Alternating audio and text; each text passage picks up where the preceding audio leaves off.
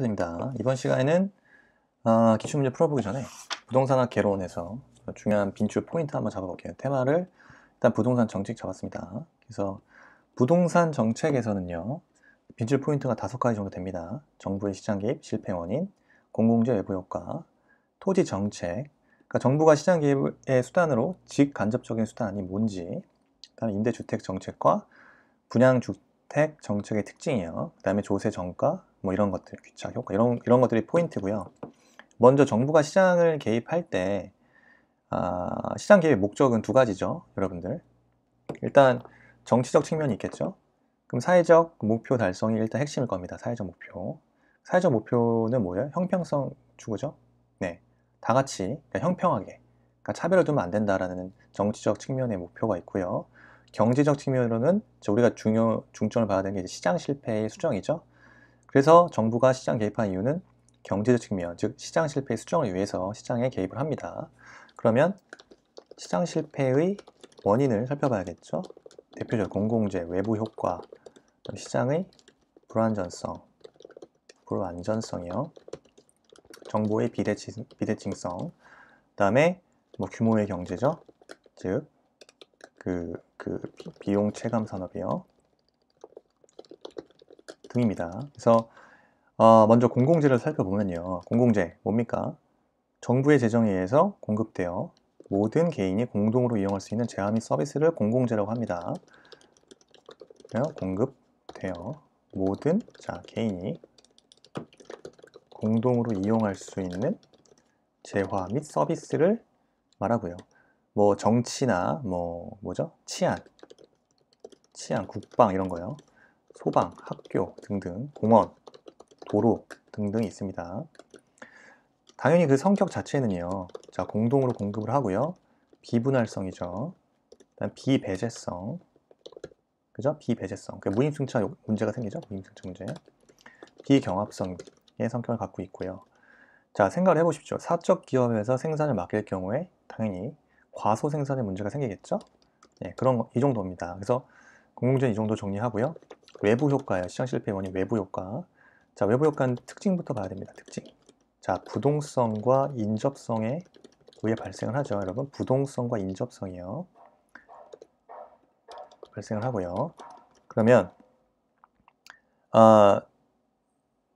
의도는 아니지만, 의도하진 않았어요. 네, 생산 않더라도 생산, 그 다음에 소비 과정 모두에서 발생하겠죠. 그래서 정부 개입에 의한 사회비용 등이 발생합니다. 외부 효과, 부동성과 인접성에 의해서 발생된다는 점. 그 다음 외부 효과에서 여러분들 님비와 핀피 들어보셨죠? 정의 외부 효과, 그죠? 정 플러스죠? 플러스 외부 효과. 이게 뭐예요? 외부 경제. 그래서 핀피 현상이 나타나요. 핀피 현상, 핀피, PIMP, PIMPY, 핀피 현상. 그래서 이거는 어떻게 봅니까? 그러니까 사회적 비용이 정의 외부 효과 같은 경우는 사회적 비용이 보다 사적 비용이 더 많이 드는 거죠. 네, 사적 비용이 더 많이 드는 거예요. 그래서 대신 사회적 편익이 뭐보다 커요? 사적 편익보다 큰 거죠. 네. 그럼 어떻게 됩니까? 생산 자체는 과소 생산이 되겠죠. 과소 생산. 이때 정부가 개입을 하는데 조세를 감면해주고 그 다음에 보조금 지급 등 지원을 하게 됩니다. 그 다음 부의 외부 효과죠. 부의 외부 효과. 그러면 외부 불경제에 따라서 핀피가 아니라 님비 현상이에요. 님비. Not in my beyond yard죠. 그래서 정리하자면 사회적 비용이 뭐보다 커요? 사적 비용보다 크고요. 사회적 편익보다 사적 편익이 더 큰 경우 그때 과대 생산이 이루어지고요. 조세가 이제 부과되고 그럼 생산비가 상승함에 따라서 공급은 감소됩니다. 공급이 감소되는 건 뭐죠? 좌측으로 이동한다는 거죠. 그럼 어떻게 됩니까? 가격은 상승해지고. 네. 이를 제거하기 위해서 비효율성을 제거하기 위해서 지역, 지구제를 지정한다는 거죠. 조세를 부과하게 되면은 자, 생산비가 상승하게 되고 공급이 감소하게 돼서 가격은 상승하게 됩니다. 비효율성 제거를 위해서 지역 지구제 지정 방안이 있죠. 자, 다음 토지 정책을 보겠습니다. 토지 정책. 정부 개입 수단, 이게 중요하죠. 정부 개입 수단. 자, 첫째 뭐가 있죠? 직접 개입하는 방법, 간접 개입하는 방법. 그다음에 세 번째 토지 이용 규제가 있죠. 직접 개입 방식이 뭐가 있죠? 이거 그냥 다 객관식 용어로만 정리하는 거예요, 여러분. 그냥 공영 개발. 이해가 안 돼도 그냥 외워야 돼요. 지금 상황에서는 도시 재개발, 토지 비축 수용, 그다음에 공공 보유 투자 등이죠. 직접 개입하는 방식. 자, 간접 개입하는 방식 뭐가 있죠? 대표적으로 조세, 부담금 부과, 보조금, 그다음에 각종 금융 지원 및 규제, 공시지가, 정보체계 구축 및 제공 등이에요. 자, 이게 간접 개입이에요. 이거를 이제 간접 개입에 해당하는 것은 뭐 직접 개입에 해당하는 것은 두 가지를 섞죠. 그래서 잘 구분하셔야 됩니다. 직접 개입, 공영 개발, 도시 재개발, 토지 비축 수용, 공공 보유 투자 등입니다. 자, 토지 이용 규제. 자, 용도 지역 지구제 라든가 토지 이용 계획, 그다음에 개발권 양도 제도, 그죠? 건축 구제, 각종 인허가, 그죠? 네. 토지 이용 규제. 그래서 정부 개입 수단을 세 가지로 정리하면 되겠죠?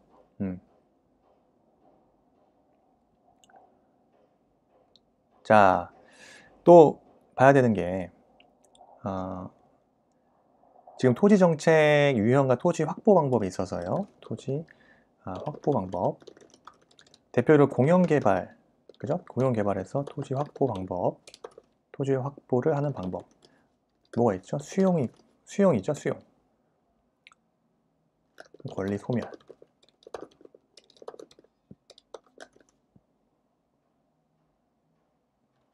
그 다음 뭐가 있죠? 환지. 그죠? 권리 축소. 근데 이제 차이는 그거예요. 환지보다 여러분 수용 방식이요.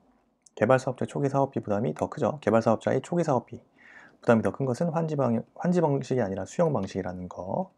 그 다음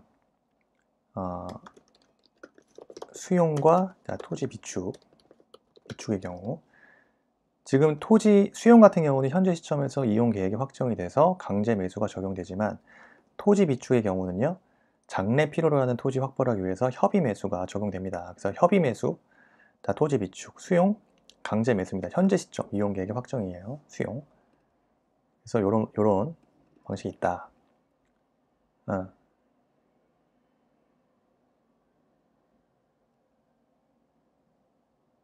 그 다음 세 번째, 대표적인 쟁점 중에 주택 정책에서 자, 뭐가 있죠?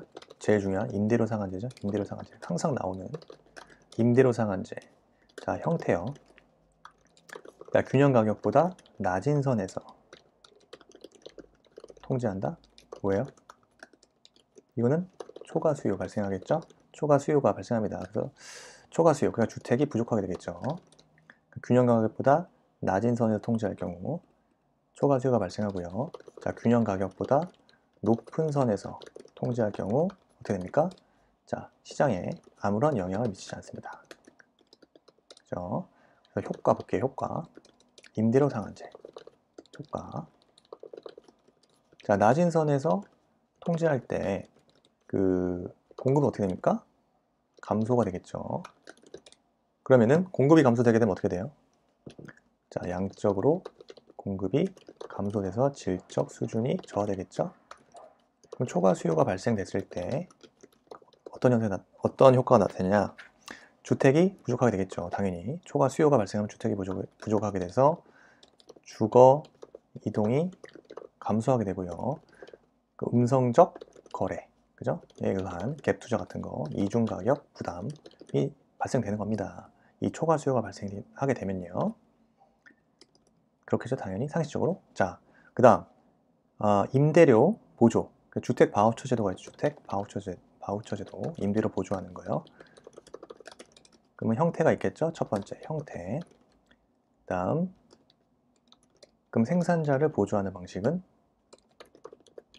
공공 임대 주택의 공급이 있고요. 생산자 보조하는 거. 소비자를 보조하는 방식은 전세자금 융자.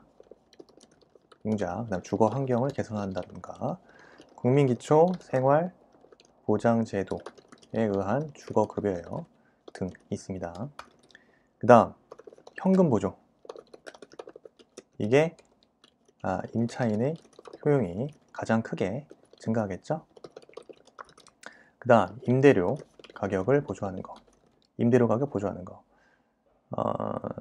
임대료 가격 보조가 사실상 실질적으로 주거 수준 개선이라는 정책 목표 달성 효과적이다. 그렇습니다. 그럼 형태 받고 임대료 보조의 효과를 보겠습니다. 효과.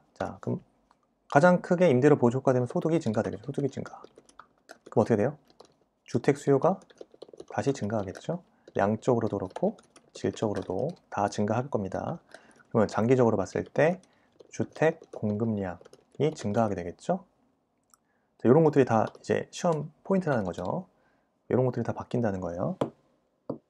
이런 것들 다 기출됐던 지문들이고, 소득이 증가돼서 주택 수요가 증가돼서 장기적 공급량이 증가합니다. 그 다음 능동적 하향 여과가 돼서 저가 주택의 양이 증가가 돼서 그 질적 수준이 개선이 됩니다.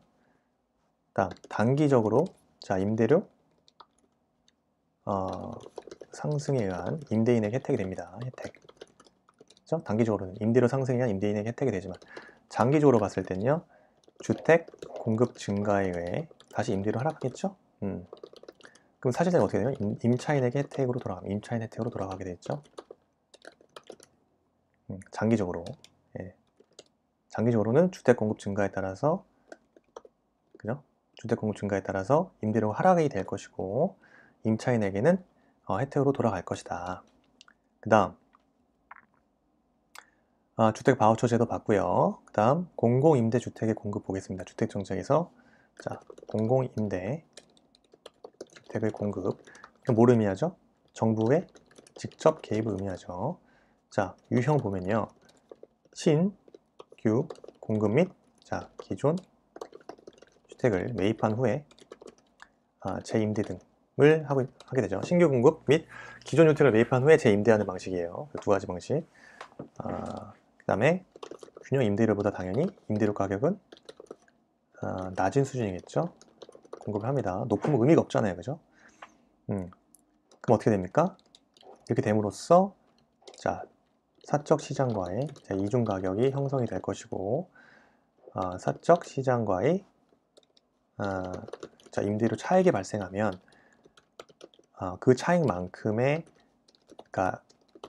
임대료 보조 효과를 볼 수 있는 거죠. 그렇습니다. 네.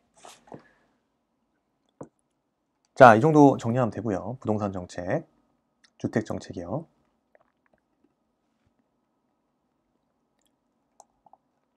그 다음 부동산 조세 문제요. 부동산 조세 테마. 일단 목적 보겠습니다. 목적. 누진, 그죠? 차등적으로 누진세를 적용하면 소득 재분배, 그죠? 효과를 달성할 수 있다. 소득 재분배 효과, 달성 효과가 있다. 그러면은 조세의 전가 및 귀착이에요. 이 부분 너무 중요한 문제죠. 일단 조세 부담. 조세 부담은요, 수요와 공급의 상대적인 탄력성,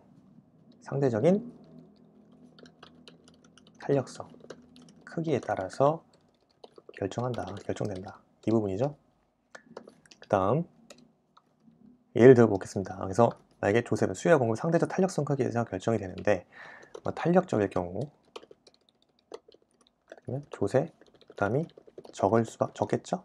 근데 완전 탄력적이다. 완전 탄력적이야. 이때는 어떻게 됩니까? 상대방이 전부 부담하겠죠. 그 다음 비탄력적. 당연히 그 조세 부담 클 수밖에 없겠죠? 완전 비탄력적이다. 완전 비탄력적이다. 이거는 본인이 전부 부담하게 되겠죠? 핵심이 그런다. 이 부분. 요게 이제 기출로 나온다. 수요 공급의 상대적 탄력성. 탄력적이다. 조세 부담이 적고요. 적고. 지금 그냥 이해하려고 하지 마세요. 그냥 이건 그냥 외워버리세요. 그냥 완전 비탄력적이다. 상대방이 전부 부담하고요. 비탄력적이다. 조세 부담이 크다는 거고. 완전 비탄력적이다. 본인이 전부 부담한다. 그렇습니다. 그래서 자, 두 번째 조세의 효과 볼게요. 조세 효과. 지금 수요 곡선은 기본적으로 우하향하고, 자, 공급 곡선이 우상향한다는 공급 곡선이죠. 우상향한 공급 곡선을 전제로 조세 효과 보겠습니다. 그러면 자, 수요, 자, 공급자가 나누어서 부담 하면, 자, 임대료가 상승이 될 것이고 세후 임대 수입은 감소되겠죠? 감소됩니다. 다음 소비자 잉여 감소와 공급자 잉여 감소로 인해서 결론적으로 사회적 그 후생 손실이 발생하는 거예요. 자, 그렇습니다. 그래서 부동산 조세의 정가하면 귀착 문제가 있고요. 토지 단일세와 동결 효과에 대한 개념이에요.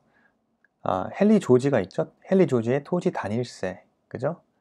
이 부분 한번 정리해 보시면 좋고요. 그 다음에 공급 동결 효과, 네, 이 부분이요. 토지 단일세 같은 경우는 토지에서 발생하는 불로소득을 국가가 100% 증세하면 토지세로만 국가 재정에 충당하는 것이 가능하기 때문에 다른 조세 철폐하자고 주장한다는 거죠. 헨리 조지가. 그 다음에 공급 동결 효과요. 양도소득세가 부과되는 제도의 변화나 집가 상승에 대한 기대감이 크게 나타날 경우 부동산 보유자가 매각을 미루면 오히려 가격이 상승하게 된다 라는 의미입니다. 이런 개념까지 정리하시면 되겠습니다. 네, 일단 부동산 정책 봤고요. 여러분들 이해 위주가 아니라 지금 이제 핵심 키워드 정리라고 생각하시면 되고, 자, 기출 10문제만 또 이어서 풀어보도록 할게요. 자, 포트폴리오 이론에 대한 설명, 부동산 투자론에 대한 내용이죠. 포트폴리오. 자, 분산 투자 효과는요, 포트폴리오를 구성하는 투자 자산 종목의 수를 늘릴수록 체계적인 위험이 감소됩니까? 아니죠. 분산 투자 효과는요, 포트폴리오를 구성하는 투자 자산 종목의 수를 늘릴수록 비체계적 위험이 감소됩니다. 그래서 포트폴리오 전체 위험이 감소되는 거예요. 체계적 위험이 감소된다는 게 아니라 비체계적 위험이 감소되고요. 체계적 위험은 피할 수가 없는 겁니다. 자, 포트폴리오 전략에서 구성 자산 간 수익률의 반대 방향으로 움직일 경우 위험 감소의 효과는 크다. 네, 맞는 지문이죠.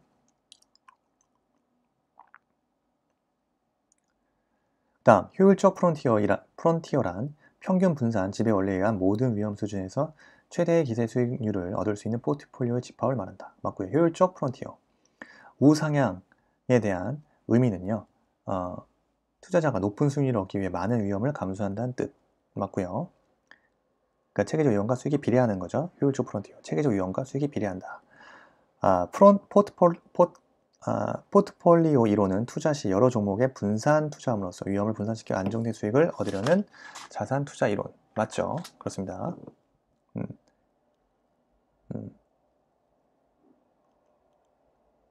그래서 여러분 간단하게 포트폴리오 위험에 대해서 정리를 하자면, 어차피 부동산 투자론에 대해서 핵심적인 사항이잖아요.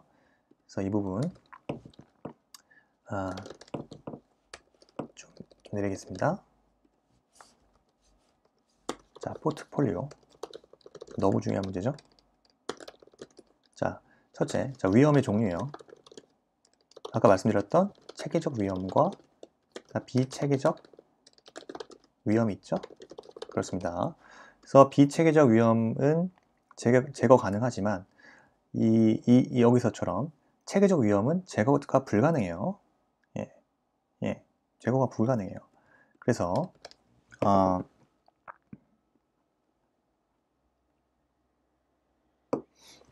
자, 여러분, 자산 구성의 수가 증가할수록 어떻게 됩니까? 자, 비체계적 위험은 자산 구성의 수가 증가할수록 비체계적 위험은 감소하죠? 맞습니다. 증가가 아니죠. 그 다음 총 위험 마찬가지로 감소하겠죠? 그 다음 체계적 위험이 감소한다? 그렇지 않습니다. 모든 위험이 감소한다? 이거 틀린 지문이에요. 그래서 자산 구성의 수가 증가할수록 여러분 이렇게 외우시면 돼요.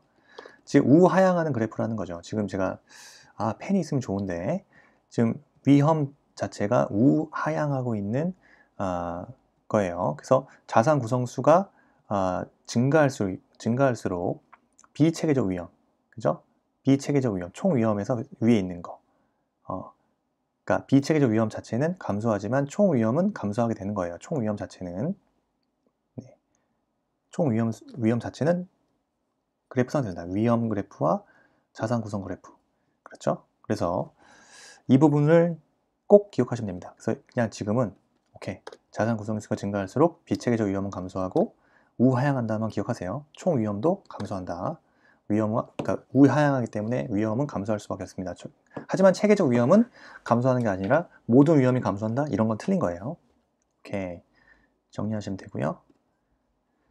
2번 부동산 투자 위험과 관련해서 메모에 들어갈 용어로 옳은 거예요. 투자 재원의 일부인 부채가 증가함에 따라서 원금과 이자에 대한 채무 불이행의 가능성이 높아지며 금리 상승기에 추가적인 비용 부담이 발생하는 경우는 금융 위험을 말하는 거죠. 자, 금융 위험을 뜻합니다. 주택 유형이요. 옳은 거. 자, 연립주택으로 쓰는 1개동의 바닥 면적의 합계가 660제곱미터 이하이고 그죠? 층수가 4개층 이하인 주택이다. 연립주택은요. 주택으로 쓰이는 한 개동의 바닥 면적이 660제곱미터를 초과합니다. 그 다음에 층수가 4개 이하. 그러니까 660제곱미터 이하가 아니에요. 초과하는 거예요. 그 다음 다가구 주택은요. 주택으로 쓰이는 층수가 3개 층 이하이며 한 개동에 쓰이는 바닥 면적이 330제곱미터가 아니라 660제곱미터 이하이어야 하는 거예요. 그 다음에 그 19세대 이하가 거주할 수 있어야 합니다. 19세대 이하. 그 다음 다세대 주택은요. 3번 주택으로 쓰는 한 개동 바닥 면적의 합계가 330제곱미터 이하가 아니라 660제곱미터 이하예요. 층수가 4개 층 이하인 주택입니다. 다음 4번 다중주택은요. 학생 또는 직장인 등 다수인이 장기간 거주할 수 있는 구조, 독립된 주거 형태가 아니며 연면적이 330제곱미터, 층수가 3층 이하인 주택. 정답이죠. 이게 다중주택을 뜻하죠. 5번 도시생활형 주택은 350세대 미만이 아니라 300세대 미만이죠. 국민주택 규모로 대통령령으로 정하는 주택으로 단지형 연립주택, 그 다음에 단지형 다세대 주택, 원룸형 주택 등이다. 여기 뒷부분 맞는데 350세대 미만이 아니라 300세대 미만인 국민주택 규모에 해당하는 주택을 말합니다. 도시형 생활주택. 그래서 틀렸고요. 정답은 4번. 자, 문제 4번이 아파트 시장 균형 가격과 균형 거래량 변화에 관한 설명으로 옳은 것은요. 자, 공급 불변, 수요가 감소한다. 어떻게 됩니까? 공급이 불변인데 수요가 감소한다. 균형 가격도 하락하고요. 균형량도 감소하겠죠. 1번 틀렸고요. 2번 수요의 증가가 공급의 증가보다 큰 경우 균형 가격이 하락한다가 아니라 균형 가격은 증가하겠죠. 균형 가격은 상승합니다. 자, 균형 상태인 시장에서 건축, 원자재 가격이 하락하면 균형 거래량은 어떻게 됩니까? 증가하겠죠? 균형 거래량 감소가 아닙니다. 그래서 균형 거래량은 증가한다. 그죠? 균형 상태 시장에서 건축 원자재 가격이 하락하면은 균형 거래량은 증가하고 균형 가격은 하락한다. 맞고요. 자, 수요 증가와 공급 증가의 폭이 같다면 균형 가격은 불변하고 균형량은 증가한다. 맞죠? 수요량의 증가와 공급 증가의 폭이 같다. 균형 가격은 당연히 불변하겠죠. 네. 하지만 균형량은 증가합니다. 그쵸? 오케이.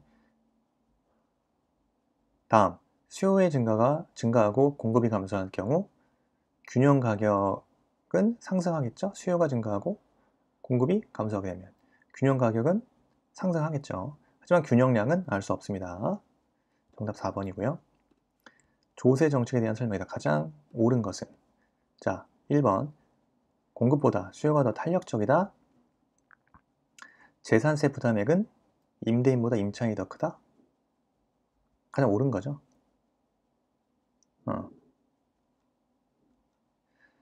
공급보다 수요가 더 탄력적이면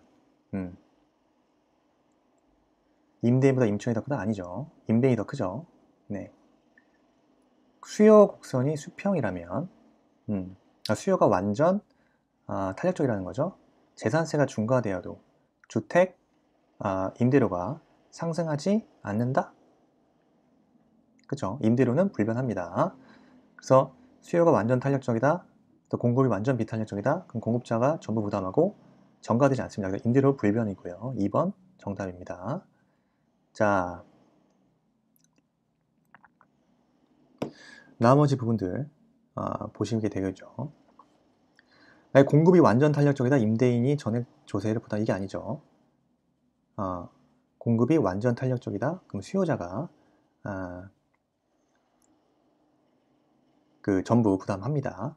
임대인 전액 조세를 부담합니다. 틀렸고요. 자, 일반적으로 세율을 모든 주택의 1~1조를 인상할 때 고소득층이 상대적으로 손해가 되고 저소득자의 부담이 상대적으로 줄어들게 돼 역진세 성격 효과가 나타난다. 틀렸죠. 고소득 혜택을 받는 겁니다. 일반적으로 세율을 모든 주택의 1~1조로 인상할 때 고소득층이 상대적으로 손해가 아니라 혜택이겠죠. 저소득층이 손해입니다. 그 역진세 성격이 나타나는 거죠. 그래서 고소득층이 상대적으로 손해가 발생한다? 이게 아니에요. 자, 차등 비율의 누진세가 부과되는 경우, 이때는 형평 달성을 위한 거죠. 저소득층이 조세 부담을 많이 하는 문제를 완화시킬 수 있어서 수평적 형평이 아니라 수직적 형평을 달성하기 위해서 누진세와 그 차등과세가 효과적입니다. 수평적 형평 달성이 틀렸죠. 자, 부동산 특성이요. 옳은 거.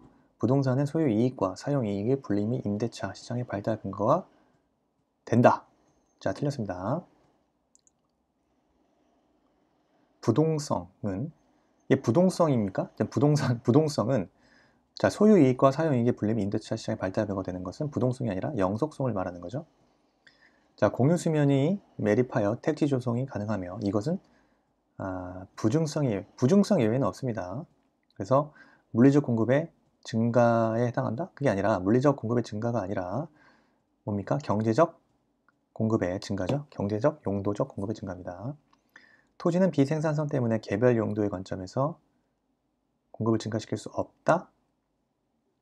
아니죠. 개별 용도의 관점이 아니라 물리적 관점을 말하는 거예요. 물리적 관점.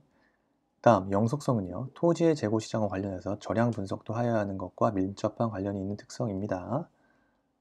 토지는 물리적 측면에서 영속성을 지니나 경제적 가치는 주변 상황의 변화에 의해서 하락될 수 있다. 맞죠? 외부 효과 또는 지역 분석의 근거가 되는 토지의 특성은 개별성과 영속성이 아니라, 이거 말씀드렸죠? 자, 앞에 그 핵심 강의에서 개별성과 영속성이 아니라 부동성과 인접성을 말한다 그랬죠? 틀린 지문. 그래서 부동성으로 인해 부동산 활동을 국제화시키고 임장 활동을 만든다. 배제한다가 아니라 만들죠. 부동성 때문에 부동산 활동을 국제화시키고 임장 활동을 만드는 거예요. 자, 이 문제는 한번 풀어보시면 되고요. 자, 이 부분은 한번 풀어보세요. 계산 문제. 감정평가, 규칙상 용어로 옳지 않은 거.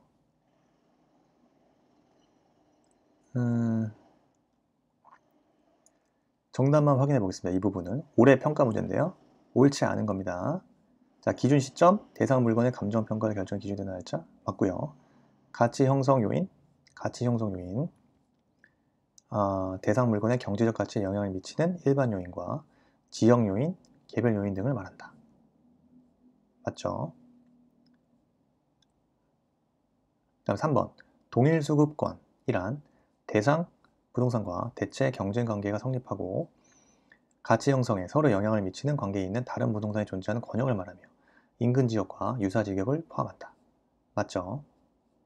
그 다음, 임대 사례 비교법이란 대상 물건과 가치 형성 요인이 같거나 비슷한 물건의 임대 사례와 비교하여 대상 물건의 현황에 맞게 사정 보정, 시점 수정, 가치 형성 요인 비교 등의 과정을 거쳐 대상 물건의 임대료를 산정하는 감정평가를 말한다. 맞고요. 수익 분석법이란 대상 물건의 장래 산출할 것으로 기대되는 순수익이나 미래의 현금 흐름을 환원하거나 할인하여 대상 물건의 가액을 산정하는 감정평가 방법. 수익 분석법이 아니라 이거는 수익 환원법을 말하죠. 수익 환원법. 수익 환원법이 대상 물건이 장래 산출할 것으로 기대되는 순수익이나 미래의 현금 흐름을 환원하거나 할인을 해서 대상 물건의 가액을 산정하는 감정평가 방법을 말하고요.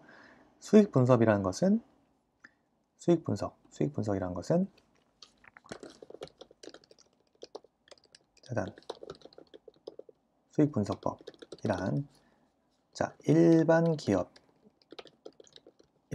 경영에 의하여 산출된 총수익을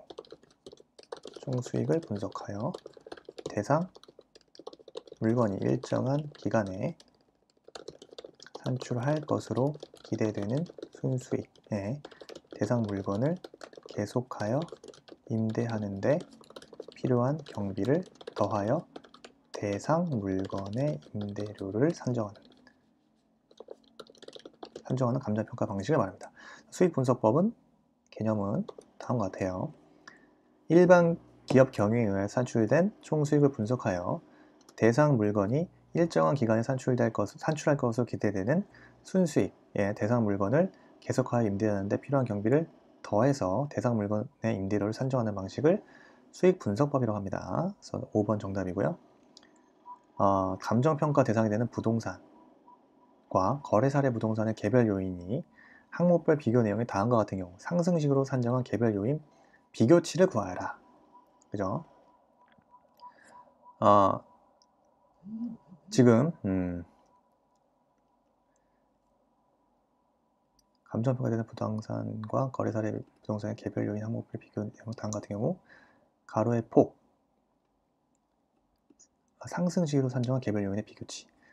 가로의 폭 구조 등의 상태에서 대상 부동산이 5% 우세하다. 이거 어떻게 계산하죠? 계산을 해봐야겠죠? 일단 지우고요. 가로의 폭과 구조 등의 상태에서 대상 부동산이 5% 우세하다. 이거는 105 이렇게 계산하죠? 100분의 105. 그죠? 그 다음 고객의 유동성과 적합성에서 대상 부동산이 3% 열세하다. 그러면 당연히 97이 되겠죠? 그 다음에 형상 및 고조는 동일하다. 네, 100이고요. 행정상 규제제도에서 그 대상 부동산이 4% 우세하다. 그러면 104가 되겠죠? 100분의. 그럼 따라서 개별 요인 비교치를 구하라는 거죠. 상승식으로 산정 개별 요인 비교치는 1.05 곱하기 0.97 곱하기 그 다음에 1 곱하기 1.04 됩니다. 계산하면은 1.059가 되겠죠? 그래서 정답은 4번이 됩니다. 계산 방법 아시겠죠? 개별 요인 비교치 구하는 방법. 1년간 자기 자본 수익률이요. 투자 부동산 가격 3억 원이고요. 금융기관 대출 2억 원, 자기 자본 1억 원입니다. 1년간 자기 자본 수익률이요. 대출 조건 1년, 이자율 연 6%, 대출기간 만료 시 이자 지급과 원금은 일시상환, 1년간 순영업이익 2천만 원, 1년간 부동산 가격 상승률은 0%로 했을 때, 이때 자, 1년간 순영업소득이 2천만 원이죠? 2천만 원. 그 다음 순영업이익이요. 2천만 원. 그 다음에 자기자본 1억 원. 자기자본금 1억 원. 그 다음에 타인자본이 얼마죠? 대출 2억 원. 그죠? 2억 원이죠. 2억 원. 대출금리 6%. 6%입니다. 그러면은 이자 지급액은 얼마가 되죠? 지급액은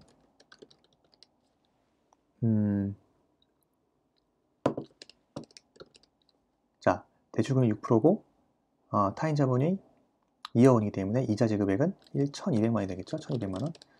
또한 1년간 부동산 가격 상승률 0%라고 했죠? 그럼 자본이득 존재하지 않네요.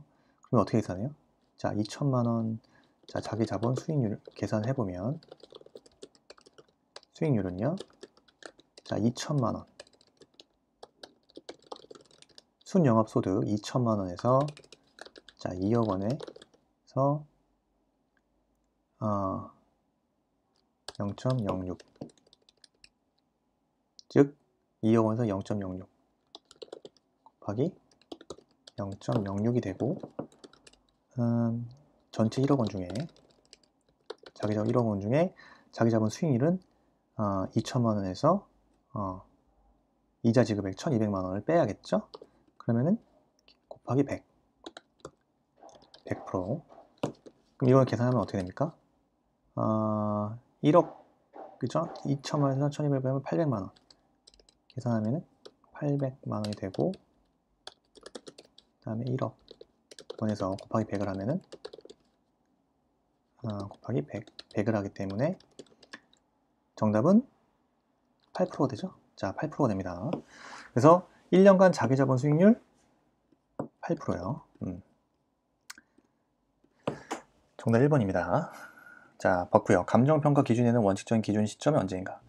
요것만 보고 10문제 다 마무리하겠습니다. 정답. 자, 감정평가의 기준이 되는 시점은 기준 시점인데 기준 시점은 언제가 와요? 대상 물건의 가격 조사를 완료한 날이죠. 대상 물건의 가격 조사 완료한 날 2020년 10월 31일이죠. 그래서 정답 4번이에요. 이때도요. 기준 시점을 미리 정하였을 때에는 그 날짜에 가격 조사 가능한 경우에만 기준 시점을 할 수 있습니다. 근데 대상 물건 그런 게 없다. 그러면은 대상 물건 가격 조사를 완료한 때가 기준 시점이 됩니다. 기준 시점이란 감정평가의 기준이 되는 시점이에요. 필수적 기재사항이고 변동의 원칙이 적용되죠. 자, 필수적 기재사항. 자, 아무튼 이번 시간 여기까지 하고요. 자, 1세트 마치도록 하겠습니다. 여러분들 핵심 이론도 정리하고 기출문제도 함께 정리하는 시간. 여러분들 옆에 기본설 보시고 막 같이 보세요. 이거 쟁점 되는 거니까. 자, 수고하셨습니다. 감사합니다.